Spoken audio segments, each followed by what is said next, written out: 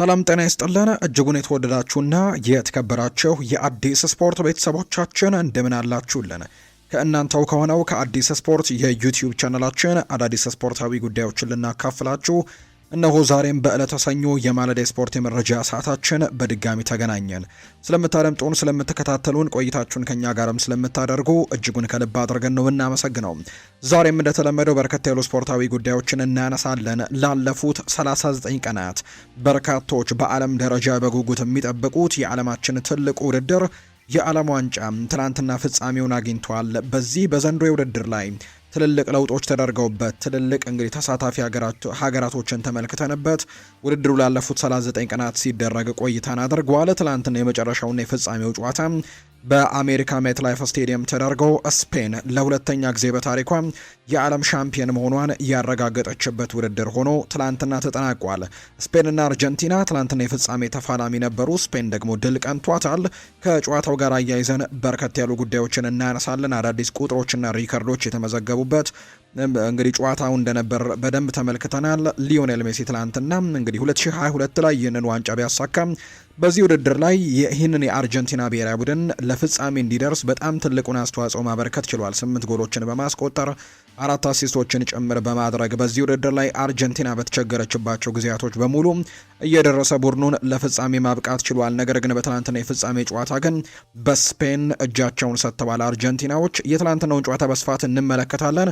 እናንተስ ውድ ቤተሰቦቻችን ከትናንትናው ጨዋታ ጋር አያይዛችሁ የተመለከታችሁትን ሀሳብ ልታጋሩን ትችላላችሁ። ከዛ ውጪ የዚህ ቶርናመንት ወይም የዚህ የዘንድሮ የዓለም ዋንጫ ሰርፕራይዚንግ ቲም ለእናንተ ማን ነበረ? ኮሜንት ቦክስ ላይ ሀሳባችሁ ልታጋሩን እንችላላችሁ። እኛ ከዓለም ዋንጫው ጋር አያይዘን ሰፋ ያሉ ጉዳዮችን እናነሳለን። እንዳይረሳም የዝውውር ጉዳዮችንም አርሰናልን፣ ማንቸስተር ዩናይትድን፣ ቸልሲ፣ ሊቨርፑል፣ ማንቸስተር ሲቲን ጨምሮ ሌሎችም የአውሮፓ ታላላቅ ክለቦችን የተመለከቱ የዝውውር ጉዳዮችን በስፋት እያነሳን ቆይታን እናደርጋለን። ፉአድ ባህሩ የዛሬውን ፕሮግራም እየመራው ከእናንተ ጋር ቆይታን አደርጋለሁ። ቪዲዮአችንን ላይክ፣ ቻናላችንን ሰብስክራይብ እያደረጋችሁ ቆይታችሁን ከኛ ጋር አድርጉ። ከመሸጋገሪያ በኋላ በድጋሚ ተመልሰን እንገናኛለን። አብረን እንቆይ።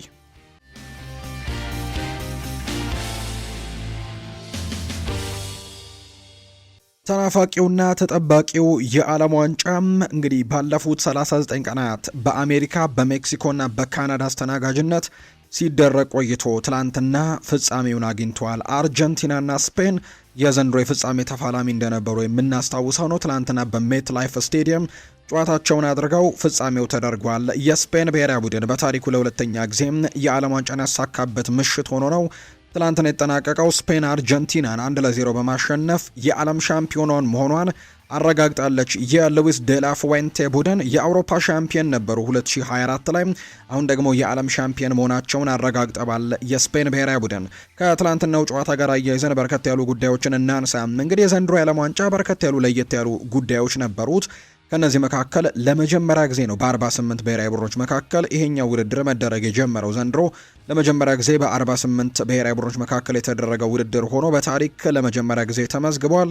በርከት ያሉ ተሳታፊ ሀገራት እንግዲህ በዚህ ውድድር ላይ ነበሩ። ለምሳሌ ያክል ከአፍሪካ እንኳን ከዚህ በፊት 5 ኮታዎች ብቻ ነበሩ ለአፍሪካ የሚሰጡት። በዘንድሮ ውድድር ላይ ግን 10 የአፍሪካ ብሔራዊ ቡድኖችን በዚህ ውድድር ላይ መመልከት ችለናል። በአጠቃላይ ላለፉት 39 ቀናትም በጣም በትልቅ ፉክክር እንቅልፎችን የሚያሳጡ ሰዓቶችም ጭምር የነበሩበት ቀናቶችን አሳልፈናል። በተለይ ጨዋታዎቹ አብዛኞቹ ሌሊት ላይ ከመሆናቸው ጋር በተያያዘ በእኛ ሰዓት አቆጣጠር አብዛኞቹ ጨዋታዎችን ለመመልከት እንቅልፎች ማጣቶች እንደነበሩ ጭምር ተመልክተናል። ነገር ግን በጣም ተናፋቂውና ተወዳጁ የዓለም ዋንጫ ትናንትና ፍጻሜውን አድርጓል።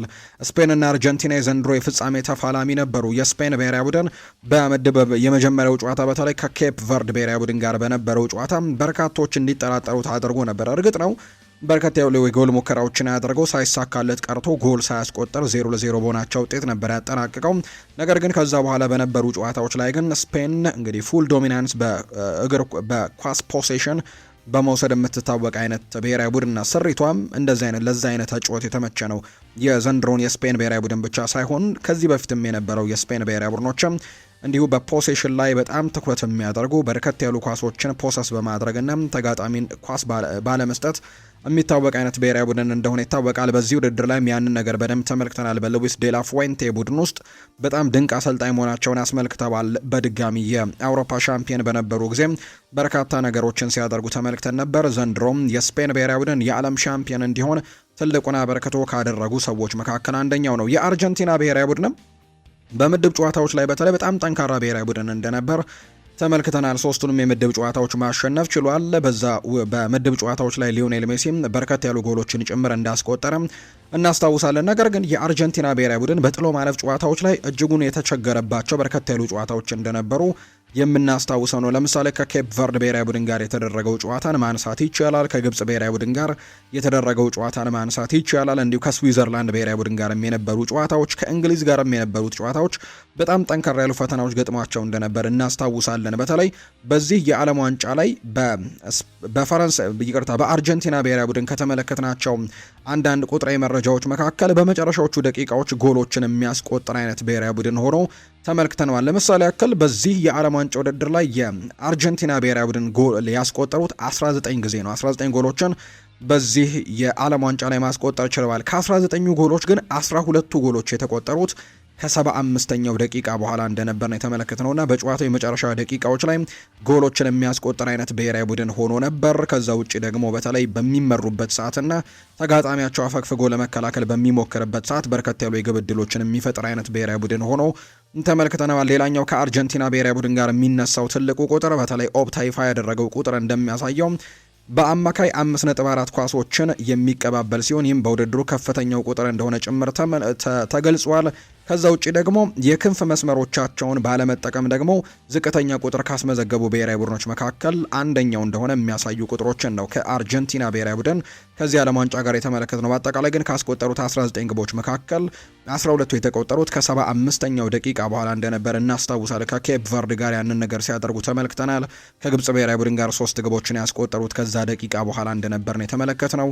እንዲሁ ከእንግሊዝ ብሔራዊ ቡድን ጋርም 2 ጎሎችን ሲያስቆጥሩ እንዲሁ 80ኛውና የመጨረሻዎቹ ሽረፍራፊ ሰከንዶች ላይ ያስቆጠሯቸው ጎሎች እንደነበሩ የምናስታውሰው ጉዳይ ነውና እንግዲህ በርከት ያሉ ጎሎችን ያስቆጠሩት በመጨረሻዎቹ ደቂቃዎች ነበሩ። ትናንትናም ሲጠበቁ ነበር። በተለይ ስፔን ጎል ካስቆጠረች በኋላ የአርጀንቲና ብሔራዊ ቡድን ጎል ለማስቆጠር የተንቀሳቀሰበት ነበር። እርግጥ ነው በመጀመሪያው 45 የጨዋታ ክፍለ ጊዜም ከዛ ውጪ በሁለተኛው 45 የጨዋታ ክፍለ ጊዜም የስፔን ብሔራዊ ቡድን የጎል ሙከራዎችን በጭራሽ ማድረግ ያልቻለበት ኢላማውን የጠበቀ ሙከራ አይደለም፣ አንድም የጎል ሙከራ እንኳን ያላደረገበት እንግዲህ አጋጣሚ ነበር ትናንትና የተመለከትነው። በመጀመሪያው 45 የጨዋታ ክፍለ ጊዜም በሁለተኛው 45 የጨዋታ ክፍለ ጊዜም ምንም አይነት የጎል ሙከራዎችን አላደረገም። በዚህም አዲስ ቁጥርን አስመዝግበዋል። አርጀንቲና ባለፉት 60 ዓመታት የፊፋ የዓለም ዋንጫ ፍጻሜ ውድድር ላይ በ90 ደቂቃ ውስጥ አንድም ሙከራ ያላደረገ የመጀመሪያው ብሔራዊ ቡድን ሆኖ ትናንትና ተመዝግበዋል። ከስፔን ጋር ባደረጉት ጨዋታ አንድም የጎል ሙከራዎችን ማድረግ አልቻሉም። ከዛ ውጪም ከጎል ሙከራዎች ውጪ ደግሞ የራሳቸው ተጫዋቾች ወይም የአርጀንቲና ተጫዋቾች የስፔን ብሔራዊ ቡድን ይሄ ፔናልቲ ቦክስ ውስጥ ወይም 16 ከ50 ውስጥ ኳስን የነኩት 8 ጊዜ ብቻ ነው። ይሄ ዝቅተኛ የሚባል ቁጥር እንደሆነ ተመልክተናል። በአንጻሩ የስፔን ብሔራዊ ቡድን በርከት ያሉ የግብ ዕድሎችን የፈጠረባቸው አጋጣሚዎችን ተመልክተናል። እርግጥ ነው በመጀመሪያው 45 የጨዋታ ክፍለ ጊዜ የስፔን ብሔራዊ ቡድን አንዳንድ ለጎል የቀረቡ ጥሩ ሙከራዎችን ያደረገ እንጂ በርከት ያሉ የግብ ዕድሎችን በመጀመሪያው 45 የጨዋታ ክፍለ ጊዜ መፍጠር አልቻለም። ነገር ግን ጨዋታዎቹ በጀመሩ በጣም በጥቂት በሚባል ደቂቃ ውስጥ ላሚን ያማልን ከግብ ጠባቂው ጋር ተገናኝቶ ያወጣበትን አጋጣሚ እናስታውሳለን። ሚኬል ኦያርዛባል የሞከረውንም ኳስ እንዲሁ ማስታወስ ይቻላል። በመጀመሪያው 45 የጨዋታ ክፍለ ጊዜ ሁለተኛው 45 የጨዋታ ክፍለ ጊዜ ግን በርከት ያሉ የጎል ሙከራዎችን ያደረጉበት ሁለተኛውን 45 ብቻ ከተመለከትን 12 የጎል ሙከራዎችን ያደረገው 8 ኢላማቸውን የጠበቁ ሙከራዎች ያደረጉበት ሁለተኛ ሀፍ እንደነበር ተመልክተናል። በአጠቃላይ በጨዋታው ላይ 20 ሙከራዎችን ያደረገው 12ቱ ኢላማቸውን የጠበቁ ነበሩ። በአንጻሩ በአርጀንቲና ብሔራዊ ቡድን በኩል 2 ሙከራዎች ብቻ ናቸው የተደረጉት። አንድም ኢላማውን የጠበቀ ሙከራ ትላንትና አርጀንቲና ሳታደርግ ነው ጨዋታዋን ያጠናቀቀችው። ስፔን በኳስ ቁጥጥሩም 65 በመቶ የኳስ ቁጥጥር ነበራት። 1.94 ኤክስጂም ነው ትናንትና የስፔን ብሔራዊ ቡድን ያስመዘገበው። ፉል ዶሚናንስ ነበራቸው በትላንትናው በጨዋታው ላይ። ስፔን ጨዋታውንም 1-0 በማሸነፍ ሻምፒየን መሆኗን አረጋግጣለች። ፌራን ቶሬስ ነው 106ኛው ደቂቃ ላይ ኳስና መረብን ያገናኘው። መደበኛው 90 ደቂቃ 0-0 ከተጠናቀቀ በኋላ እንግዲህ ወደ 30 ደቂቃ ጭማሪዎች አመርተው ነበርና በዛ ምክንያት 106ኛው ደቂቃ ኳስና መረብን ማገናኘቱን እናስታውሳለን። 2010 ላይ የስፔን ብሔራዊ ቡድን የዓለም ዋንጫን ለመጀመሪያ ጊዜ ባሳካበት የደቡብ አፍሪካዊ የዓለም ዋንጫ ውድድር ላይ እንዲሁ በተመሳሳይ 1-0 በሆነ ውጤት ነበር ያሸነፉት። የኔዘርላንድ ብሔራዊ ቡድንን ነበር ያሸነፉት። ያኔም በጭማሪ 30 ደቂቃ በተገኘ ጎል የአንድሪያስ ኢኒየስታ 116ኛው ደቂቃ ላይ ያስቆጠረው ጎል ሻምፒዮን አድርጓቸው እንደነበር እናስታውሳለን። ትላንትና በአሜሪካ ሜትላይፍ ስቴዲየም ደግሞ 106ኛው ደቂቃ ላይ ፌራን ቶሬስ ኳስና መረብን አገናኝቶ የስፔን ብሔራዊ ቡድን በታሪኩ ለሁለተኛ ጊዜ ሻምፒዮን እንዲሆን ያደረገበትን ጎል ነው ማስቆጠር የቻለው። በጨዋታው በትልቁ ተርኒንግ ፖይንት ከሆኑ ነጥቦች መካከል አንደኛው እርግጥ ነው የስፔን ብሔራዊ ቡድን ፉል ዶሚናንስ የነበረው ቢሆንም ጎሎችን ለማስቆጠር እድሎች የነበሩት ቢሆንም ነገር ግን የኤንዞ ፈርናንዴዝ ቀይ ካርድ ግን ትልቅ ለውጥን እንዳመጣች በርካቶች ያነሳሉ። ጨዋታው በተለይ መደበኛው 90 ደቂቃ ሊጠናቀቅ በጣም ሽርፍራፊ በሚባሉ ሰከንዶች በሚቀሩበት ሰዓት ነው ሁለተኛ ቢጫ ካርድን ተመልክቶ 93ኛው ደቂቃ ላይ በቀይ ካርድ የወጣው ኤንዞ ፈርናንዴዝ የመጀመሪያው ቢጫ ካርድን የተመለከተው 82ኛው ደቂቃ ላይ ነው። በአንድ አጋጣሚ ጥፋት ተሰርቶብኛል በሚል እንግዲህ መሬት ላይ ይወድቅና ዳኛው ላይ በመበሳጨቱ ዳኛው ላይ አላስፈላጊ ቁጣዎችን በማሳየቱ ነው ኤንዞ ፈርናንዴዝ የመጀመሪያውን ቢጫ ካርድ 82ኛው ደቂቃ ላይ የተመለከተው። ከዛው ግን 93ኛው ደቂቃ ላይ ደግሞ ፓዎ ኩባርሲ ላይ በሰራው ጠንከር ያለ ጥፋት ሌላ ሁለተኛ ቢጫ ካርድ ተመዞበት እንግዲህ በሁለተኛ ቢጫ ካርድ በቀይ ካርድ የወጣበትን አጋጣሚ ጭምር ተመልክተናል። በዛ ምክንያትም የአርጀንቲና ብሔራዊ ቡድን የጭማሪውን 30 ደቂቃ ወይም ደግሞ ተጨማሪውን 30 ደቂቃን በጎዶሎ ተጫዋች እንዲያጠናቅቁ አድርጓቸዋል።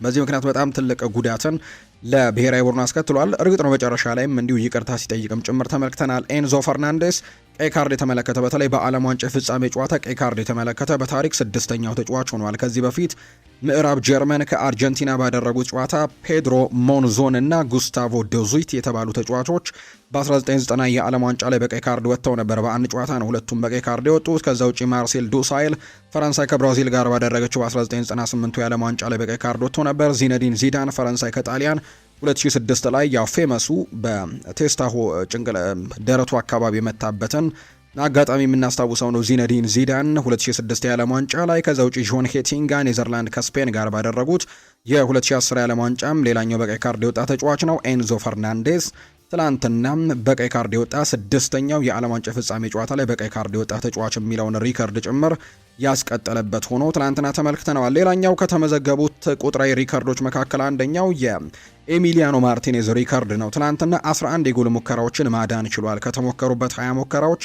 12ቱ ኢላማቸውን የጠበቁ ነበሩ። ከነዛ መካከል የፌራን ቶሬስ ወደ ጎልነት ከተቀየረ ውጪ 11 ሙከራዎችን ማዳን ችሏል ኤሚሊያኖ ማርቲኔዝ እና በዚህ ምክንያት በርከት ያሉ ኳሶችን በአንድ ጨዋታ በፍጻሜ ጨዋታ ሴቭ ያደረገ ግብ ጠባቂ በሚል አዲስ ሪከርድን ትላንትና እንዳስመዘገበ ተመልክተናል። በጣም ቆንጆ የሚባሉ ሴቮችን ሲያደርግ ተመልክተናል። ለምሳሌ ያክል የላሚን ያማል ቅጣት ምት ኳስን ያወጣበት አጋጣሚን እናስታውሳለን። ከዛ ውጪ እንዲሁ ኒኮ ዊሊያምስም እንዲሁ በጭንቅላት ገጭቶ ለጥቂት ወደ ጎልነት ሊቀየር የነበረ አጋጣሚን ጨምረ እናስታውሳለን። በጣም ጥሩ የሚባሉ ሴቮችን ሲያደርግ ትላንትና ተመልክተናል። በዚህም የስፔን ብሔራዊ ቡድን ከዚህ በላይ ጎሎችን እንዲያስቆጥር ትላንትና እንቅፋት ከሆኑ ተጫዋቾች መካከል አንደኛው ነው። በርከት ያሉ ሴቮችን በማድረግ ኤሚሊያኖ ማርቲኔዝ በዚህም ሪከርድ መስበር የቻለበትን አጋጣሚ ነው የተመለከትነው። ስፔን ከ16 ዓመታት በኋላ ነው በታሪክ ለሁለተኛ ጊዜም የዓለም ዋንጫዋን ማሸነፍ እንደቻለች የተመለከትነው። በአጠቃላይ ይህንን ውድድር ስፔን በአንደኝነት፣ አርጀንቲና በሁለተኛነት፣ እንግሊዝ ደግሞ በሶስተኛነት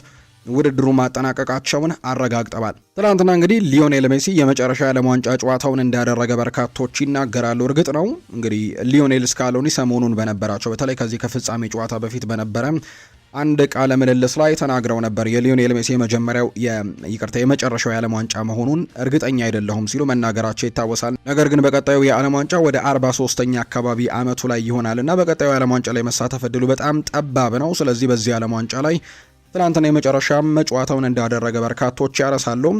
ያው እንግዲህ ሊዮኔል ሜሲም ትናንትና በእንባ ነው ሜዳውን እንግዲህ እንደተሰናበተ ጭምር የተመለከትነው። በዚህ ዓለም ዋንጫ ላይ ትልልቅ የሚባሉ ሌጀንዶች ለዚህ እግር ኳስ በጣም ትልቅ ነገሮችን ማበርከት የቻሉ በእነሱ ትውልድ መኖራችን እጅግ በጣም እንዲያኮራን ካደረጉ ተጫዋቾች መካከል በዚህ ዓለም ዋንጫ ላይ 3ቱን ሌጀንዶች የተሰናበትንበት የዓለም ዋንጫ እንደሆነ በርካቶች ያነሳሉ። ክሪስቲያኖ ሮናልዶ ከዛ ውጪ ኔይማር ጁኒየር እና ሊዮኔል ሜሲን በዚህ ዓለም ዋንጫ ላይ የተሰናበትንበት ነው። ለሶስቱም ደግሞ ስኬታማ የሚባል በተለይ ዋንጫውን ከማንሳት ጋር በተያዘ ለሶስቱም ስኬታማ የሚባል ጊዜን አይደለም ያሳለፉት። በእንባ ነው እንግዲህ ይህንን ውድድር የተሰናበቱት። እንግዲህ ሶስቱም የተጓዙበት ርቀት የተለያየ ቢሆንም ሊዮኔል ሜሲ እስከ ፍጻሜው መጓዝ ቢችልም ነገር ግን በመጨረሻ ዋንጫውን ማሳካት አልቻለም። በግሉ በጣም ድንቅ የሚባል ውድድርን በዚህ ዓለም ዋንጫ ላይ ማሳለፍ ችሏል። እርግጥ ነው በርካቶች ክርክሮችን አንስተዋል ትላንትና፣ በኋላ ላይ በስፋት የምናነሳው ቢሆንም የውድድሩ ኮከብ ተጫዋች ሽልማት ሮድሪን ያሸነፈው። ሮድሪ በጣም ድንቅ የሚባል የዓለም ዋንጫን አሳልፏል በዚህ ዓለም ዋንጫ ውድድር ላይ። እርግጥ ነው የስፔን ብሔራዊ ቡድን ያለ ሮድሪ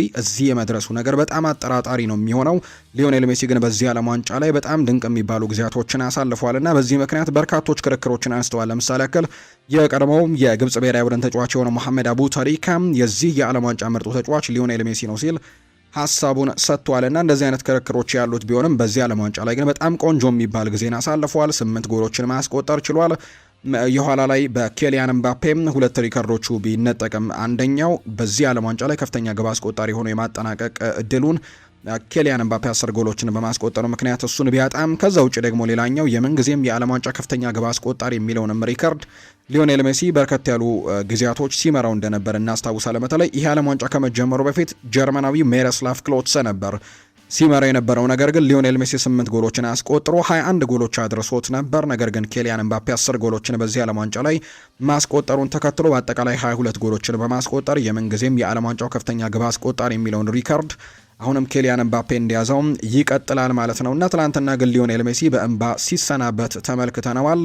በቀጣይ የዓለም ዋንጫ ላይ እንደማንመለከተው የተረጋገጠ ጉዳይ ይመስላል እና በዛ ምክንያት ሌላኛው ሌጀንድ ተጫዋች በዚህ ዓለም ዋንጫ ላይ እንግዲህ የተሰናበት ነው። ሌላኛው ሌጀንድ ተጫዋች መሆኑን ትናንትና ተመልክተናል።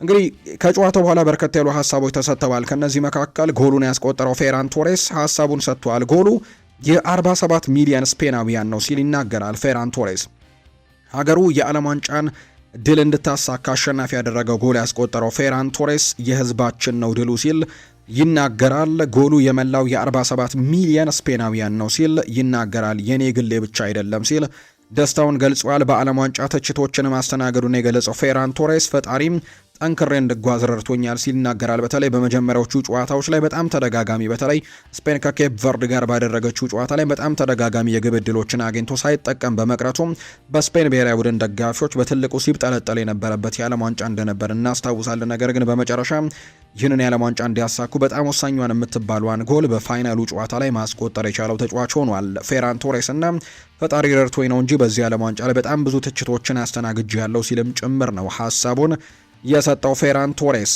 ሌላኛው ሀሳቡን የሰጠው ደግሞ አሰልጣኝ ሉዊስ ዴላ ፉዌንቴ ናቸው። ጨዋታውን አስቀድሞ ማለቅ ነበረበት ሲሉ ይናገራሉ። አሰልጣኝ ሉዊስ ዴላ ፉዌንቴ ሲናገሩ ከጨዋታው በኋላ በሰጡት አስተያየት ጨዋታው አስቀድሞ ማለቅ እንደነበረበት ነው የገለጹት። አሰልጣኙ ኤሚሊያኖ ማርቲኔስ ያዳናቸው ኳሶች ጨዋታው እንዲረዝም አድርጎታል ሲሉ ነው ጨዋታው አስቀድሞ ማለቅ እንደነበረበት የተናገሩት። አሰልጣኙ በተመዘገበው ውጤት ቡድናቸውን ሲያወድሱ በዚህ ትውልድ እንኮራለን በማለትም ጭምር ነው የተናገሩት። በተለይ ይሄ የስፔን ብሔራዊ ቡድን ወጣቶችን ከአንጋፋ ተጫዋቾች ጋር አጣምሮ የያዘ ነው። በርከት ያሉ በጣም ታዳጊ የሚባሉ ተጫዋቾች በዚህ ብሔራዊ ቡድን አሉ። ለምሳሌ ያክል ፓው ኩባርሲን መመልከት ይቻላል። በዚህ ቶርናመንት ላይ የስፔን ብሔራዊ ቡድን በመከላከሉ በጣም ጠንክሮ እንዲታይ ካደረጉ ተጫዋቾች መካከል አንደኛው ነው። አጣማሪው ደግሞ አይመሪክ ላፖርት ነው። እሱ ደግሞ በጣም ልምዶች ያሉት አንጋፋ ተጫዋች እንደሆነ ይታወቃልና ሉዊስ ዴላ ፉዌንቴ ወጣቶቹን ከአንጋፋዎቹ ተጫዋቾች ጋር አጣምሮ የዚህ ውድድር ላይ የቀረበበት መንገድ በርካታዎች እንዲያወድሱት ያደረገ ብሔራዊ ቡድን መስራቱን ጭምር ነው የተመለከትነው። በዚህ ዓለም ዋንጫ ላይ የስፔን ብሔራዊ ቡድን 1 ጎል ብቻ ነው የተቆጠረበት። ከቤልጅየም ብሔራዊ ቡድን ጋር በነበረው ጨዋታ ቻርልስ ደ ከተላሪ ያስቆጠረው ብቸኛ ጎል ነው በኡናይ ሲመን መረብ ላይ ያረፈው እንጂ ከዛ ውጪ ባደረጓቸው 8 ያክል የዓለም ዋንጫ ጨዋታዎች ጎሎች የተቆጠረበት ብሔራዊ ቡድን አይደለም። በዚህ ዓለም ዋንጫ ላይ በጣም በርከት ያሉ ግቦችን ካስቆጠሩት ብሔራዊ ቡድኖች መካከል አርጀንቲናና ፈረንሳይ ይጠቀሳሉ። እነዚህ ሁለት ብሔራዊ ቡድኖች ግን ስፔን ብሔራዊ ቡድን ላይ ምንም አይነት ጎል ማስቆጠር አልቻሉም። ሁለቱም አርጀንቲና ጭራሽ ኢላማውን የጠበቀ ሙከራ እንኳን ትላንትና ማድረግ ሳይችሉ ነው የወጡት። የፈረንሳይ ብሔራዊ ቡድንም እነ ኦስማን ዴምቤሌ፣ እነ ኬሊያን ምባፔ፣ እነ ማይክል ኦሊሴን የያዘው ስብስብ አንድም ጎል ማስቆጠር አልቻለም። ይሄ ስፔን ብሔራዊ ቡድንና በተለይ ረጅም ደቂቃዎችን ኳሱን ፖሰስ አድርገው ስለሚቆዩ የማጥቃት እድሎች ወይም ደግሞ ተጋጣሚ ቡድን የጎል እድሎችን እንዲፈጥር በጭራሽ እድል አይሰጡም።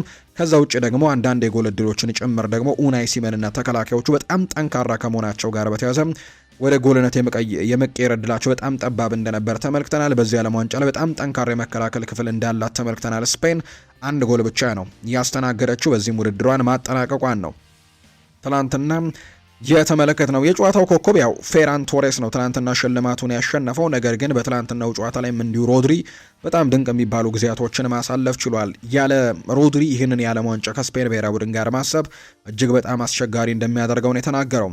ሮድሪ ሀሳቡን ሰጥቷል። ታሪኬ በወጣት ተጫዋቾች እንደ ምሳሌ እንደሚወሰድ ተስፋ አደርጋለሁ። በሙያ ውድቀት ቢከሰት እንኳን ሁልጊዜም መመለስ ትችላለህ ሲል ሮድሪ ሀሳቡን ሰጥቷል። ሌላኛው የአርጀንቲና ብሔራዊ ቡድን አሰልጣኝ የሆኑት ሊዮኔል ስካሎኒ ናቸው ሀሳባቸውን የሰጡት። አሁን ላይ ሀዘን ይሰማኛል ብለዋል። ነገር ግን ከሁሉም በላይ ለእነዚህ ልጆች ዘላለማዊ ምስጋና አለኝ። ምክንያቱም ይህንን ደረጃ መድረስ ከፍተኛ ጥረት ይጠይቃል። በድል ደግሞ አመስጋኝ ነኝ። እናም በሽንፈትም አመስጋኝ መሆን አለብን። እናም ያሳካነው ነገር ሁሉ ማስታወስ አለብን። ሁሉንም ነገር ሰጥተናል ሲልም ነው አሰልጣኝ ሊዮኔል ስካሎኒ የተናገሩት። ያው 2022 ላይ ይህንን ዋንጫ ማሳካታቸውን እናስታውሳለን። በተለይ አርጀንቲና ብሔራዊ ቡድን የ2022ቱን የዓለም ዋንጫ ከማሳካታቸው በፊት በጣም አስቸጋሪ የሚባል የውድድሮችን በተለያዩ ቶርናመንቶች ላይ ያሳልፈዋል። ለምሳሌ ግን 2014 የጀርመን የዓለም ዋንጫን ጀርመን ያሳካችውን የዓለም ዋንጫ በብራዚል የተደረገውን እናስታውሳለን። ለፍጻሜ ቀርበው እንደነበር እናስታውሳለን። በፍጻሜው ተሸንፈው ነበረ። ከዛ ውጪ በኮፓ አሜሪካም ጭምር በቺሊ በተደጋጋሚ በፍጻሜ የተሸነፉበት ነበር። ሊዮኔል ሜሲ ጭምር ከዚህ በኋላ ለብሔራዊ ቡድን አላገለግልም እስኪል ድረስ ተደጋጋሚ የፍጻሜ ሽንፈቶችን ተመልክተን ነበር በአርጀንቲና ብሔራዊ ቡድን በኩል።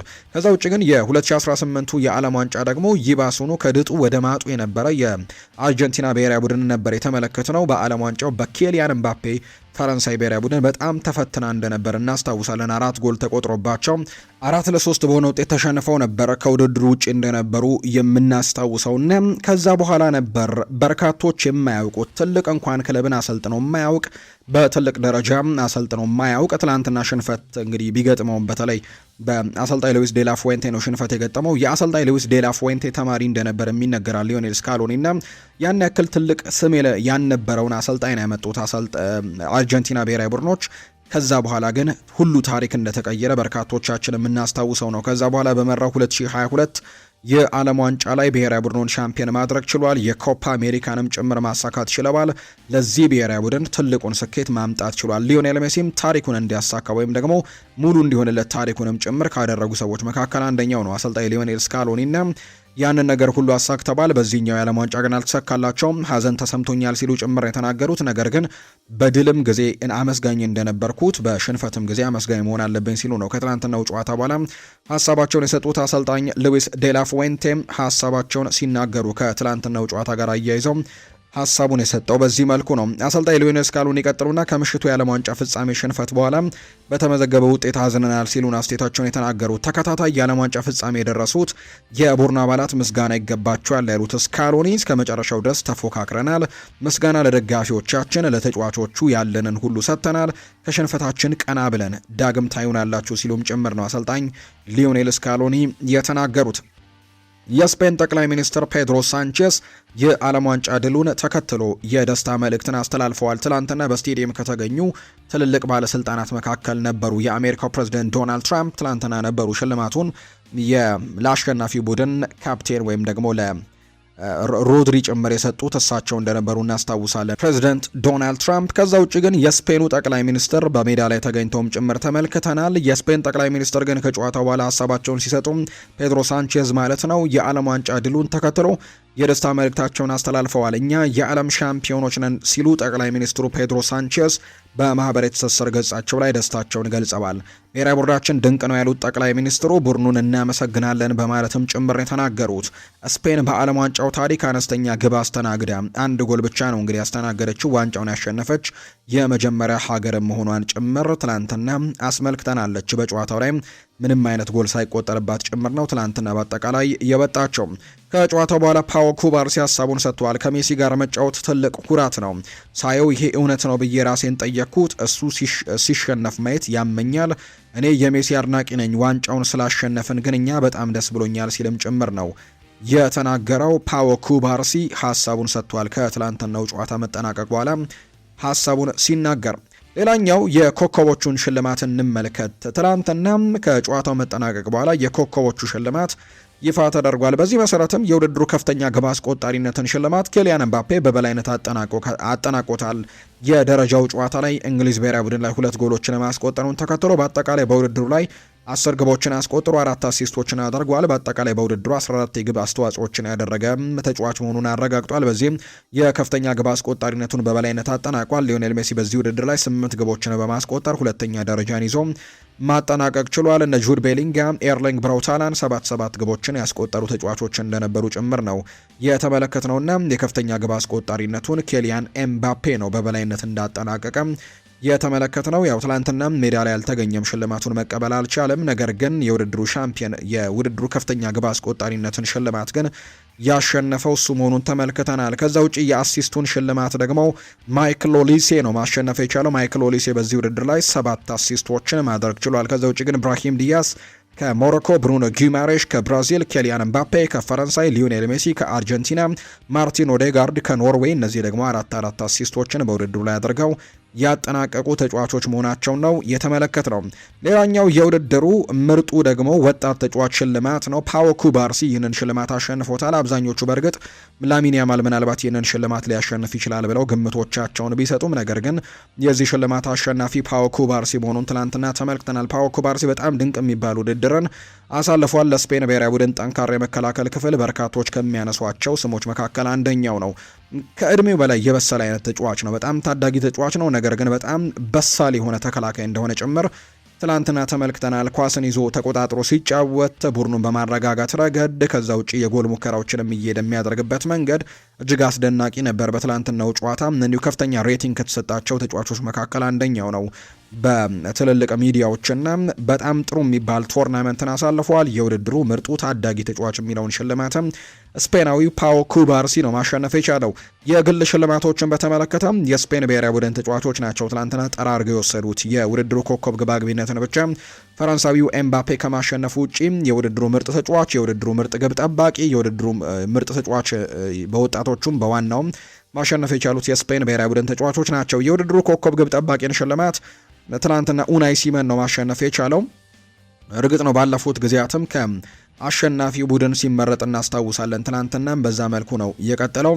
የኡናይ ሲመን በዚህ ውድድር ላይ 1 ጎል ብቻ ነው የተቆጠረበትና እሱ ሽልማቱን ማሸነፉን ትናንትና የተመለከትነው ተጫዋች ሆኗል። ሌላኛው ሽልማት ደግሞ የውድድሩ ምርጥ ተጫዋች ነው። ይሄ ሽልማት ምናልባት ሊዮኔል ሜሲ ያሸንፈዋል ብለው በርካቶች ቅድመ ግምት ሰጥተው ነበር። ነገር ግን ትላንትና ሽልማቱን ያሸነፈው ሮድሪ ነው። ቅድም እንዳልኩት ያለ ሮድሪ ስፔን ብሔራዊ ቡድን ይህንን ዋንጫ ያሸንፋል ወይ?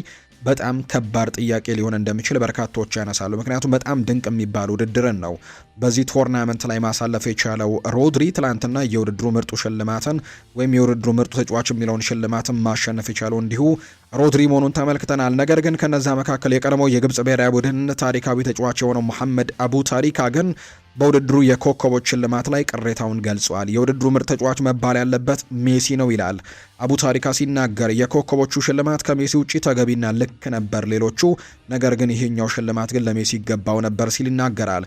የውድድሩ ምርጥ ተጫዋች ሜሲና ሜሲ ነው ሲል ሜሲ ሁለተኛውን ሆነ፣ ሶስተኛው ምርጥ እሱ ነበር ሲልም ጭምር እንዲሁ ይናገራል። ከሜሲ ውጪ በዚህ ውድድር ላይ ምርጥ አልነበረም ሲልም ጭምር ነው መሐመድ አቡ ታሪካ የተናገረው። ነገር ግን የውድድሩ አሸናፊ ግን ሮድሪ መሆኑን ትላንትና ተመልክተናል። ሌሎች አንዳንድ ጉዳዮችን እናንሳ። ፋቢያን ሩይስ ትላንትና ለሀገሩ 50ኛውን ጨዋታ ነው ማድረግ የቻለው በዓለም ዋንጫ የፍጻሜ ጨዋታ ላይ ለስፔን ብሔራዊ ቡድን 50ኛ ጨዋታውን አድርጓል። በአጠቃላይ ማለት ነው ስፔን ፋቢያን ሩይዝ በቋሚነት በተሰለፈችበት ጨዋታ ላይ ተሸንፋ በጭራሽ አታውቅም። 50 ጨዋታዎችን አድርጓል ለስፔን ብሔራዊ ቡድን። በአጠቃላይ በስፔን ብሔራዊ ቡድን ታሪክ ከነዚህ መካከል 35ቱን ሲያሸንፍ 15ቱን ጨዋታዎች በአቻ ውጤት አጠናቀቀ እንጂ አንድም ጨዋታ ፋቢያን ሩይዝ በተሰለፈበት ጨዋታ ላይ ተሸንፎም አያውቅም። ትናንትናም በቋሚ አስተላለፍ ውስጥ ተካቶ ነበር። የስፔን ብሔራዊ ቡድን አሁንም ያለመሸነፍ ጉዞውን ቀጥሏል። በዚህ ተጫዋች የስፔን የ19 ዓመት ተጫዋቾቻቸው ላሚን ያማል እና ፓው ኩባርሲ በዓለም ዋንጫው 8ኛ ጨዋታቸውን እያደረጉበት ሆኗል። ትናንትና ሁለቱ ወጣት ኮከቦች በኬሊያን ምባፔ የተያዘውን በትንሽ ዕድሜ በዓለም ዋንጫ ብዙ ጨዋታዎችን የማድረግ ሪካርድም የግላቸው ማድረግ ችለዋል። 8 ጨዋታዎችን በማድረግ ሊዮኔል ሜሲን ማድነቅ ይኖርብናል ብሏል ሮበርት ሌቫንዶስኪ ከትላንትናው ጨዋታ በኋላ ሲናገር። በዚህ እድሜው የሚያደርገው ነገር እጅግ አስደንቆኛል ብሏል። ፖላንዳዊው አጥቂ ሮበርት ሌቫንዶስኪ ሊዮኔል ሜሲ እያሳየ የነበረው እንቅስቃሴ አስደናቂ ነበር ሲል ገልጸዋል። ሊዮኔል ሜሲ በዚህ እድሜው ያደረገው እንቅስቃሴ አስደናቂ ነው ሲል የቀድሞ የባርሴሎና ተጫዋች ሮበርት ሌቫንዶስኪ ተናግሯል። ሙሉ የአርጀንቲና ቡድን ለሱ ነው የሚፋለሙት፣ ይሄ ደግሞ ጥሩ እንዲጫወት እድል ሰጥቶታል። እሱ የማይታመን ተጫዋች ነው ሲልም ነው የተናገረው። ይህኛው ጨዋታ ላይ ሜሲ የተለየ ነገር ያደርጋል ብዬ ጠብቄ ነበር፣ ነገር ግን አልተሳካም። ነገር ግን በጣም ጥሩ የሚባል ውድድርን ማሳለፉን ግን ማስታወስ አለብን ሲልም ጭምር ነው የተናገረው። በጨዋታው ላይ ከሚነሱ ጉዳዮች መካከል አንደኛው ሁለት ጉዳዮች ይነሳሉ። አንደኛው የማርኮ ኮሪያ ጉዳይ ነው። በርካቶችን እያጨቃጨቁ ከሚገኙ ጉዳዮች መካከል አንደኛው ነው። ለምሳሌ ያክል በኤንዞ ፈርናንዴዝ በቀይ ካርድ በወጣበት ኢንሲደንት ላይ አፉን ሸፍኖ ከሊዮኔል ሜሲ ጋር አውርቷል በሚል በርካታ አርጀንቲናውያን ቅሬታቸውን አቅርበዋል። ቀይ ካርድ ሊመለከት ይገባል የሚሉ አይነት ሀሳቦችን ሲሰጡ ተመልክተናል። አንደኛው እሱ ነው። ሌላኛው ግን ሊያንድሮ ፓሬዴስ ነው። ተቀይሮ ገብቶ በጣም አግሬሲቭ እንደነበር ጭምር ተመልክተናል። ተደጋጋሚ ጥፋቶችን ሲሰራ ተመልክተናል። ቢጫ ካርድ በጣም ተቀይሮ እንደገባ አርሊ ነበር የተመለከተው ይህ ተጫዋች ተቀይሮ የገባው ፓሬዴስ እና በርካቶች የተጫዋች ቀይ ካርድ መመልከት ነበረበት የሚሉ አይነት ሀሳቦችን ሲያነሱ ተመልክተናል። ተደጋጋሚ ጊዜ ጥፋቶችን ሲሰራ ስለነበር፣ ነገር ግን በጨዋታው መጨረሻ ደቂቃ ላይ እርግጥ ነው ጥፋቶ ይሄ ግጭት ውስጥ ገብቶ በተለይ ከጋቪ ጋር ወደ ድብድብ የሚመስል አይነት ነገሮች ውስጥ ገብቶ ቀይ ካርድ መመልከቱን ተመልክተናል። ነገር ግን ጨዋታው ከተጠናቀቀ በኋላ የተደረገ ውሳኔ ነበርና ተቀይሮ የገባው ፓሬዴስ ልክ ከረፍት እንደተመለሱ ነበር ተቀይሮ የገባው 46ኛው ደቂቃ ላይ ማለት ነው። 52ኛው ደቂቃ ከ6 ደቂቃዎች በኋላ ፓሬዴስ ቢጫ ካርድ ተመልክቶ ነበርና ተደጋጋሚ ከዛ በኋላ ቢጫ ካርዱን ከተመለከተ በኋላ ተደጋጋሚ ጥፋቶችን ሲሰራ ነበር። ነገር ግን ዳኛው ያለምንም ማስጠንቀቂያ እንዲቀጥል ማድረጋቸው ይህም ሌላኛው ጥያቄ ያስነሳ ጉዳይ እንደነበር ተመልክተናል። ስሎቬኒያዊው ዳኛ ግን ትናንትና ጨዋታውን ተቆጣጥረው መርተውታል። 80663 ደጋፊዎች ነበሩ ትናንትና ሜትላይፍ ስቴዲየም ላይ በተደረገው ጨዋታ። አርጀንቲና ሽንፈት ገጥሟታል። እንዲሁ የስፔን ብሔራዊ ቡድን ከ2010 የዓለም ዋንጫ በኋላ በድጋሚ ወደ ሻምፒዮንነት የተመለሰበት የዓለም ዋንጫ መሆኑን የተመለከትንበት ውድድር ነበር። ከዘንድሮ የዓለም ዋንጫ ጋር በተያያዘ የእናንተን ሀሳብ አስተያየት ኮሜንት ቦክስ ላይ ልታጋሩን ይችላላችሁ። ውድ ቤተሰቦቻችን ላለፉት 39 ቀናት ሲደረግ የነበረውን የዓለም ዋንጫ እንዴት ተመለከታችሁት? የምታስታውሱት ትውስታስ የትኛው ነው? ከዛ ውጭ የውድድሩ ሰርፕራይዚንግ ለእናንተ የትኛው ነበር? ሀሳብና አስተያየቶቻችሁን ኮሜንት ቦክስ ላይ ልታጋሩን ትችላላችሁ። አሁን ደግሞ ክለቦችን የተመለከቱ የዝውውር ጉዳዮችን እናንሳ። ከአርሰናል ጉዳዮች ጋር የተያዙ መረጃዎችን በማስቀደም እንጀምር። ሚኬል አርቴታ የሞርጋን ሮጀርስ ዝውውር በመጠለፉ በጣሙን ብስጭት ውስጥ እንደገባም ዳቪድ ኦርነስቲን ይፋ አድርጓል። ምክንያቱም የተጫዋቹ የረጅም ጊዜ አድናቂ ነው፣ እናም ደግሞ አግኝቶም አውርቶት እንደነበር ጭምር ይነገራል። ይሄ ተጫዋች በተለያዩ ቦታዎች የመጫወት አቅም በትልቁ ስላለውና ቨርሳታይል ከሚባሉ ተጫዋቾች መካከል አንደኛው ከመሆኑ ጋር በተያያዘ አርቴታ በጣም ከሚወዳቸው ተጫዋቾች መካከል አንደኛው ነበር። ነገር ግን ዝውውሩ ባለመሳካቱና ዝውውሩ ወደ ቼልሲ በመጠለፉ ምክንያት በጣም ብስጭት ውስጥ እንደገባ ነው የዘ አትሌቲኩ ጸሐፊም የዚህ ዝውውርም ቀድሞ እንግዲህ ይፋ ካደረጉት ሰዎች መካከል አንደኛው የሆነው ዳቪድ ኦርነስቲን መረጃውን ይፋ እያደረገ የሚገኘውና አርቴታ በጣም ብስጭት ውስጥ ገብቷል የሚል መረጃ ነው ይፋ ያደረገው። አርሰናል የሞርጋን ሮጀርስ ዝውውር ሳይሳካላቸው ከቀረ በኋላ ሌሎች ፕላኖችን እየተመለከቱ እንዳለ ይታወቃል። ከነዛ መካከል ብራድሌ ባርኮላ ሌላኛው እጩ የሚመለከቱ ተጫዋች እንደሆነ በተደጋጋሚ ጊዜ እየተነሳ ይገኛል። ነገር ግን ብራድሌ ባርኮላን በተመለከተ ፓሪስ ሳን ዠርሜን በጣም ጠንከር ያሉ ገንዘቦችን ከዚህ ተጫዋች እንደሚፈልጉ የሚያሳዩ መረጃዎች ናቸው እየወጡ የሚገኙትና ምናልባት አርሰናል ያንንም ክፍያ የመክፈል እድሉ በጣም ጠባብ ሊሆን ይችላል የሚሉ መረጃዎች በትልቁ እየወጡ ነው። በተለይ ፓሪስ ሳን ዠርሜን አሁን ላይ ሌሎች ተጫዋቾችን በዛ ቦታ ላይ ሊያመጣ ስለሚችልና ተጫዋቹም 2 ዓመት አካባቢ ኮንትራቶች በክለቡ ስለሚቆዩት በቀላሉ በትንሽ ገንዘብ ይለቁታል ተብሎ አይጠበቅም። በክለቡ ማቆየትን ምርጫቸው ሊያደርጉ ይችላሉ። ከዛ ውጪ ሌሎች ፈላጊዎችም አሉት። ለምሳሌ ያክል የክንፍ መስመር ተጫዋች ለማስፈረም ትልቅ ጥረት እያደረገ የሚገኘው ሊቨርፑል በዚህ ዝውውር ፉክክር ውስጥ እንዳለ ይነገራል። ሌላኛው የጀርመኑ ክለብ ባየር ሚኒክም ብራድሌ ባርኮላን ከሚፈልጉ ክለቦች መካከል አንደኛው ነውና ትልቅ የገንዘብ ፉክክሮች ሊፈጠሩ እንደሚችሉ ይታመናል። ስለዚህ አርሰናል ምናልባት ይህንንም ተጫዋች ላይ መለከቱት ይችላሉ ተብሎ ይታመናል። በቀጣይ ምናልባት የያን ዲዮማንደን ጉዳይ በትልቁ መመልከት ይኖርብናል ወይም ደግሞ ትኩረት ልንሰጠው ይገባል ብሏል ፋብሪዚዮ ሮማኖ። አርሰናልና የያን ዲዮማንደን ጉዳይ ሁላችሁም ትኩረት ልሰጡበት ይገባል፣ የሆነ ነገር ሊኖር ይችላል ሲልም ጭምር ነው ፋብሪዚዮ ሮማኖ በመረጃ ምንጩ ላይ እየተናገረ የሚገኘው። ፓሪስ ሳን ዠርሜን ከተጫዋቹ ጋር በግል ጉዳዮች ላይ ተስማምተዋል። ነገር ግን ከላይፕዚግ ጋር ግን ከስምምነት አልደረሰበትም። የተጫዋች ከሊቨርፑል ጋር በትልቁ ስሙ ከተነሳ በኋላ ወደ ሊቨርፑል ሊያመራ ነው የሚሉ ተደጋጋሚ መረጃዎች ሲወጡ ነበር። ነገር ግን ተጫዋቹ ፓሪስ ሰን ዠርሜንን መምረጡ ይታወሳል። በግል ጥቅማ ጥቅሞችም ከፒኤስጂ ጋር ተስማምቷል። ነገር ግን ሁለቱ ክለቦች ግን ፒኤስጂ እና ሌቨርኩዘን ግን ላይፕዚግ ግን ስምምነት ላይ አልደረሱምና አርሰናልም ሊመለከተው ይችላል ብሏል ፋብሪዚዮ ሮማኖ ይፋ ሲያደርግ። ሌላኛው ከመረጃ ምንጮቹ መካከል አንደኛው የሆነው ቤን ጃኮብስ እንደሚናገረው ከሆነ የሁሊያን አልቫሬዝ እና የአርሰናል ጉዳይ ትልቅ ትኩረት ልንሰጠው የሚገባ ጉዳይ ነው። የዚህ ተጫዋችን ዝውውር ጉዳይም ችላ ማለት የለብንም። በቀጣይ ጊዜያት በትልቁ ሊለወጡ የሚችሉ ነገሮች አሉ ሲል ይናገራል። በተለይ አሁን ዓለም ዋንጫ መጠናቀቁን ተከትሎ በዝውውር ገበያው ላይ በትልቁ ነገሮችን የምንሰማበት ጊዜ ይሆናል ተብሎ ይታሰባልና የሁሊያን አልቫሬዝም ዝውውር ከነዛ መካከል አንደኛው ሊሆን እንደሚችል ነው ቤን ጃኮብስ መረጃውን ይፋ ያደረገው።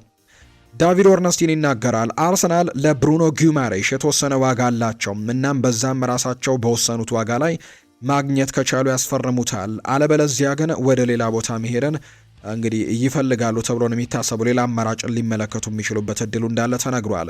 አሁን ላይ ባለው አርሰናል በአቅማቸው ለመውጣት እየሞከሩ ነው።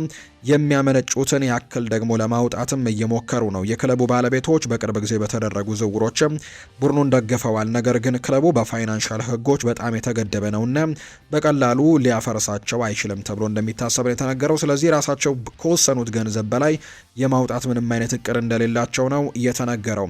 አርሰናል በዚህ የዝውውር መስኮት ለዝውውር ኢላማዎቻቸው ጠንካራ የሆነ የክፍያ ገደብንም አስቀምጠዋል። የሚጠየቁትን ገንዘብ ለመክፈል ዝግጁ ካልሆኑ ሌሎች አማራጮችን ለመመልከትም ክፍት ናቸው። አርሰናል ለምሳሌ ሞርጋን ሮጀርስ ወደ ቼልሲ ሊሄድ እንደሆነ ዝውውሩ ከመፈጸሙ በፊት የተወሰነ መረጃ ተነግሯቸው ነበር። ነገር ግን በአርሰናል ውስጥ ምንም አይነት መደናገጥ አልተፈጠረም ነበር። አርሰናል የራሱን ሂሳብ አስቀምጦ ነበር። በዛ ሂሳብ ተጫዋቹን ማስፈረም የማይችሉ ከሆነ ወደ ሌሎች ኢላማዎች ያመራሉ እንጂ እንግዲህ ሌሎች ክለቦች ትልልቅ ገንዘቦችን ስላወጡ እነሱም ትልልቅ ገንዘቦችን የማውጣት ምንም አይነት እቅድ እንደሌላቸው የሚያሳዩ መረጃዎችን በተደጋጋሚ እየሰማን እንገኛለን። አርሰን ቬንገር የቀድሞው የአርሰናል ታሪካዊ አሰልጣኝ ይናገራሉ። አርሰናል ለሌሎች ኮከቦች ተጫዋቾች ለክለቦች እየመለመለ የሚያቀርብ ስካውት የሚያደርግ ክለብ ብቻ ሆኗል። ሁኔታው ሲታይ ነገሮች ከአርሰናል እጅ እያመለጡ ያሉ ይመስለኛል። ይሄ ደግሞ ለአርሰናል አይገባቸውም። ክለቡ ለሌሎች ክለቦች የሚፈርሙ ጥራት ያላቸው ተጫዋቾችን ለመለየትና በመከታተል ብቻ የተጠመደ ነው የሚመስለኝ። ከዚህ ቀደም በተጫዋቾች ዝውውር ወቅትም እንዲህ አይነት አካሄድን ሲከተል ያየሁት ማንቸስተር ዩናይትድን ብቻ ነበር ሲል ይናገራል አርሰን ቬንገር ሲናገሩ። የሞርጋን ሮጀርስ ጉዳይን ብቻ እንመልከት። እኛ በዓለም ዋንጫው በፊት ስንመለከተውና ስንከታተለው ነበር። አስተን ቪላም ለሮጀርስ ቃል ገብቶለት ነበር። እንዲያውም ውድድሩ እየተካሄደ ሳለ ዴክላን ራይስ ሮጀርስን ወደ አርሰናል እንዲመጣ ለማሳመን ሞክሮ ነበር። ከዚያም በድንገት ቸልሲ ጣልቃ ገባና ለአንድ ተጫዋች 117 ሚሊዮን ፓውንድ አወጣ። ለኔ ይሄ የገበያ ዋጋን እያበላሸ ነው። እንደ ሜሲ ካልሆንክ በስተቀር ለአንድ ተጫዋች ብቻ ከ100 ሚሊዮን ፓውንድ በላይ በማውጣት እንዲህ አይነት ዝውውር ማድረግ አይቻልም ሲሉ ይናገራሉ አርሰን ቬንገር። አሁን ግራ የሚያጋባኝ ጉዳይ ግን የብራድሌ ባርኮላ ጉዳይ ነው። አርሰናል ከሱ ጋር ምንም አይነት ግልጽ ግንኙነት ሳያደርግ፣ ሊቨርፑል ግን ተጫዋቹን ለማዞር ንቁ ሆኖ እየሰራ ነውና ሌሎች ዝውውሮችን ቶሎ መፈጸም ይኖርባቸዋል ሲሉ ነው አርሰን ቬንገር ሀሳባቸውን የሰጡት። ዴክላን ራይስ እንግሊዝ ከፈረንሳይ ጋር ካደረገችው ጨዋታ በኋላ ከዊሊያም ሳሊባ ጋር ምን እንደተነጋገሩ ጥያቄ ቀርቦለት ምላሹን ሰጥተዋል። ከጨዋታው መጠናቀቅ በኋላም ሳሊባ ወደ እኔ መጣና አስቂኝ የሆነ ጥያቄን ጠየቀኝ።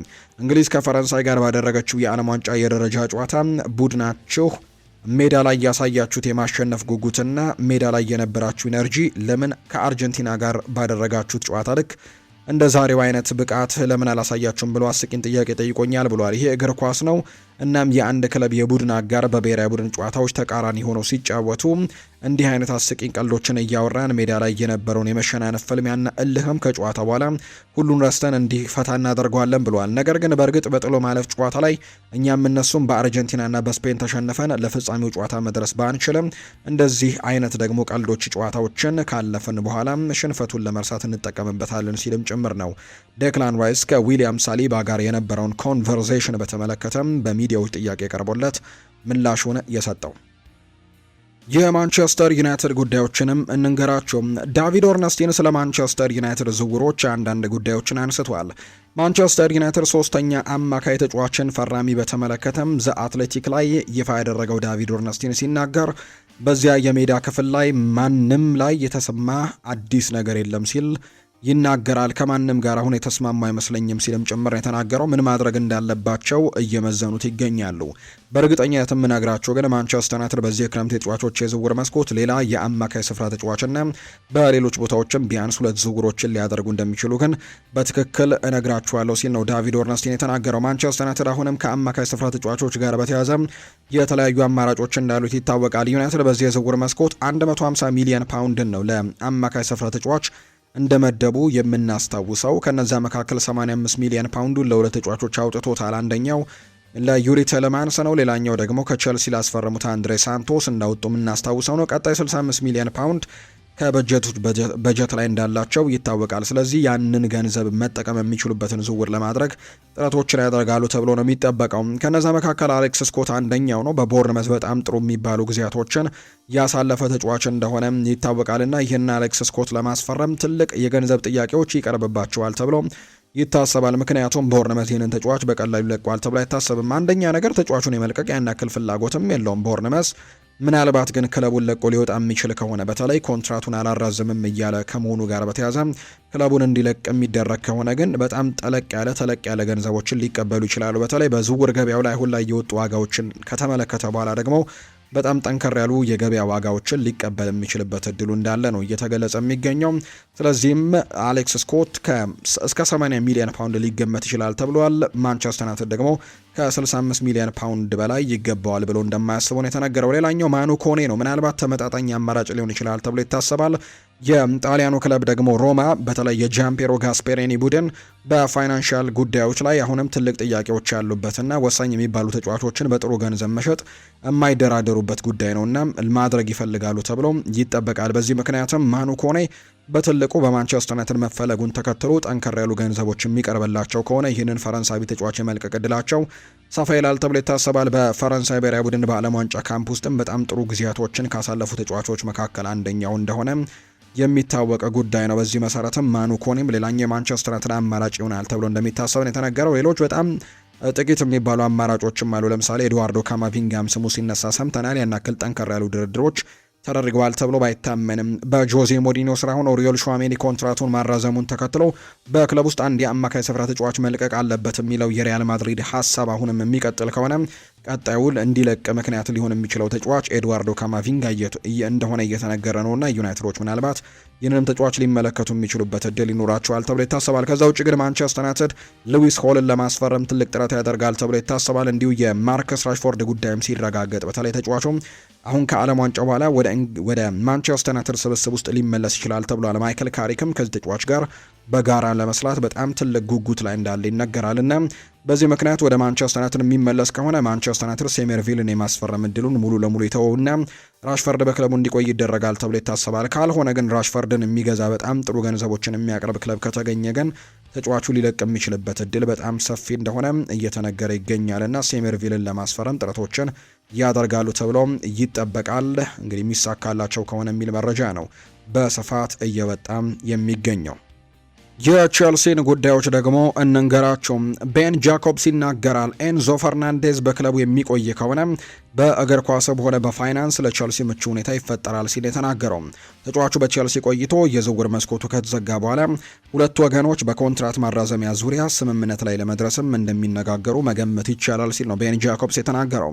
ሌላኛው ኬረን ጊል የሚናገረው ሀሳብ ደግሞ ኤንዞ ፈርናንዴዝ እንግሊዝ ላይ ካሳየው ብቃት በኋላ ቸልሲ ኤንዞን ለፕሪሚየር ሊግ ቡድን አይሸጠውም፣ ጥያቄ የማይቀበልም፣ ንግግርም አያደርግም ሲልም ጭምር ነው ኬረን ጊል መረጃውን ያጋራው። ከቸልሲ ወገን የሆኑ ምንጮች እንደሚያስረዱት ከሆነም ለኤንዞ ፈርናንዴዝ የተጠየቀው የ120 ሚሊዮን ፓውንድ መነሻ ዋጋ ተጫዋቹ በዚህ የዓለም ዋንጫ ላይ ባሳየው አስደናቂ ብቃት ትክክለኛነቱ ተረጋግጧል ተብሎ ይታሰባል። ዋጋው ትክክለኛ ነው ብለው ያምናሉ። በተለይ በዓለም ዋንጫው ላይ ከፍጻሜ በፊት በነበሩት ጨዋታዎች ላይ በተለይ በጣም ጥሩ የሚባል ጠንካራ አቋምን ተጫዋቹ አሳይቶ ነበርና በዚህ ምክንያትም በጣም ጥሩ ተጫዋች እንደሆነና ገንዘቡ እንደሚገባው ጭምር እንደሚሰማቸው ነው እየተነገረ የሚገኘው። ስለዚህም ምናልባት የሚሸጥ ከሆነ የቀረበበት ገንዘብ በጣም ትክክለኛ እንደሆነ ጭምር ነው እየተነገረ የሚገኘው። ቸልሲም እና ክሪስታል ፓላስ በፈረንሳዊው ተከላካይ ማክሰንስ ላክሯ ላይ አሁን ላይ የዝውውር ሂሳብ ዙሪያ ላይ ከስምምነት ለመድረስ በጣም መቃረባቸውን የሚያሳዩ ነገሮችን ነው ሳይመን ፊሊፕስ ይፋ ያደረገው ቼልሲ ማክሰን ስላክሯን ለማስፈረም ከክሪስታል ፓላስ ጋር ይፋዊ ንግግሮችን አድርጓል። አርሰናልም ይህንን ተጫዋች እንደሚፈልገው ይፋ ተደርጓል። ክሪስታል ፓላስ ፈረንሳዊውን የመሃል ተከላካይ ቢያንስ 55 ሚሊዮን ፓውንድ ያወጣል ብለው ይገምቱታል። የጂያን ፖል ቫን ሄክ ወደ ስፐርስ መዘዋወር እንደ መመዘኛ ወይም ማነጻጸሪያ ዋጋ እየተወሰደ ይገኛል እና ማክሰን ስላክሯን ለማስፈረም ቼልሲ የተሻለ እድል እንዳለው የሚጠቁሙ መረጃዎች ግን ቤን ጃኮብስ ይፋ እያደረገ ነው። ምንጮች እንዳረጋገጡት ከሆነ በዚህ ክረምት የቼልሲ ተጫዋች ቅጥር ስልት ላይ ማሻሻያ ተደርጓል። ይፋ የሆነ ያስፈረሙት ተጫዋች ብዙም ልምድ የሌለው ማርኮ ፓሌስትራ ቢሆንም ቼልሲዎች ግን ያነጣጠሩባቸው ተጫዋቾች የቼልሲ አዲስ የፊርማ ስልት ላይ የሚጣጣሙ ተጫዋቾች እንደሆኑ ይፋ ተደርጓል። ሞርጋን ሮጀርስን በቅርቡ ይፋ ይደረጋል ተብሎ ይታሰባል። ነገር ግን እስካሁን ድረስ የማርኮ ፓሌስትራን ዝውውር ነው ይፋ ያደረጉት። በቀጣይ ደግሞ ትልልቅ ዝውውሮች እንደሚኖሩ ፉትቦል ለንደን የተባለ የመረጃ ምንጭ ይፋ አድርጓል። ቼልሲ ባለተሰጥኦ ተጫዋቾችን ብቻ ሳይሆን የአእምሮ ጥንካሬ ያላቸው ችግሮችን እየሳቁ የሚጋፈጡ እንዲሁም በከባድ ጫና ውስጥ ሆነው ተስፋ ሳይቆርጡ ድል የሚያስመዘግቡ ተጫዋቾችን ይፈልጋሉ የሚል መረጃ ይፋ ተደርጓል። እንደ ፉትቦል ለንደን መረጃ የሊቨርፑል ጉዳዮችን በዚሁ እንንገራቸው። ትሮይ ኒዮኒ ይናገራል። የሚመጡት ቀናት በጣም አስደሳች ይሆናሉ። ወደ ሊቨርፑል መመለሴና ሁሉንም ጓደኞቼን እንደገና ማየቴም በጣም ጥሩ ነበር። አሁንም ለመጀመር ዝግጁ ነኝ ብሏል።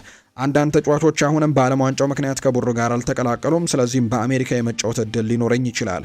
ወደ ሜዳ ወጥቼ ደግሞ በጨዋታው መደሰትና የምንችለውን ሁሉ ደግሞ ማሳየትም ብቻ ነው የምፈልገው ሲል ይናገራል ትሮይ ኒዮኒ። ስለ አንዶኒ ኢራኦላም ሲናገር በጣም ወዳጃዊና ሁሉንም በደንብ የሚቀበል ሰው ነው። ከተጫዋቾች ጋርም ጥሩ ግንኙነትን ይፈጥራል። እያንዳንዱ አሰልጣኝ የራሱ የስራ ዘይቤ አለው። እኛ ደግሞ ከዚያ ጋር መላመድ አለብን። በጣም አስደሳች ነው። አሁን ላይ ትኩረቴ በልምምድም ሆነ በጨዋታ የተሻለ ብቃትን ማሳየት ላይ ነው። በተጨማሪም በእግር ኳስ መደሰት ፈልጋለሁ፣ ምክንያቱም በጨዋታው ስትደሰት የተሻለ አቅምንም ታሳያለ ሲልም ጭምር ነው የተናገረው ትሮይ ኒዮኒ ነው ይህንን ሀሳብ የሰጠው። ስለ 2026-27 የግል ግቦቹም ሲናገር በቀጣይ እድገቴን መቀጠል ፈልጋለሁ። ከውጭ ሆነው ለሚያዩ ሰዎችም ያለፈው ዓመት ጥሩ እንዳልነበር ሊመስል ይችላል። ነገር ግን እንደ እግር ኳስ ተጫዋች ብዙ መጫወት ብፈልግም ለኔ ያለፈው ዓመት በጣም ጥሩ መማሪያ ነበር ሲልም ይናገራል። በእድገቱ ላይ ትልቅ ድጋፍ ያደረገበት ዓመት ነበር። እንዲሁም ደግሞ በዋናው ቡድን ውስጥ መሆን ምን ያክል እንደሚመስል ደግሞ ያሳወቀበት። ስለዚህም በዚህ የውድድር ዘመን ግን ግቤ እድገቴን መቀጠልና የበለጠ መግፋት ነው። ሁሉንም ነገር ግን ከቅድመ ውድድር ዝግጅቱ ይጀምራል ሲል ይናገራል። በአሁኑ ሰዓት ይሄ ከሁሉም በላይ አስፈላጊ ነገር ነው። ከዚያም በኋላ የውድድር ዘመኑ ይቀጥላል ሲልም ጭምር ነው ሀሳቡን የሰጠው ትሮይ ኒዮኒ ነው ይህንን ሀሳብ እያጋራ የሚገኘው። የሪያል ማድሪድ ጉዳዮችን የምንንገራቸው ፖርቱጋላዊው አሰልጣኝ ጆዜ ሞሪኒዮ በሪያል ማድሪድ አዲሱ ስራቸውን ለተጫዋቾች ግልጽ መልእክትን በማስተላለፍ የጀመሩ ሲሆን ቡድኑ በአራቱም ዋንጫዎች ላይ ለመወዳደር በማለም ወደ ውድድር ዘመኑ እንደሚገባ አረጋግጠዋል። እነሱም የአውሮፓ ቻምፒየንስ ሊግ፣ ላሊጋ፣ የኮፓ ዴል ሬና የስፔን ሱፐር ካፕ ናቸው። ሞሪኒዮ በቫልዴባስ የስፖርት ከተማ ከተጫዋቾች ጋር ባደረጉት ንግግር የመጀመሪያው ግብ የአውሮፓ ቻምፒየንስ ሊግን ማሸነፍና በክለቡ ታሪክ 16ኛውን ዋንጫ መጨመር መሆኑን ይፋ አድርገዋል።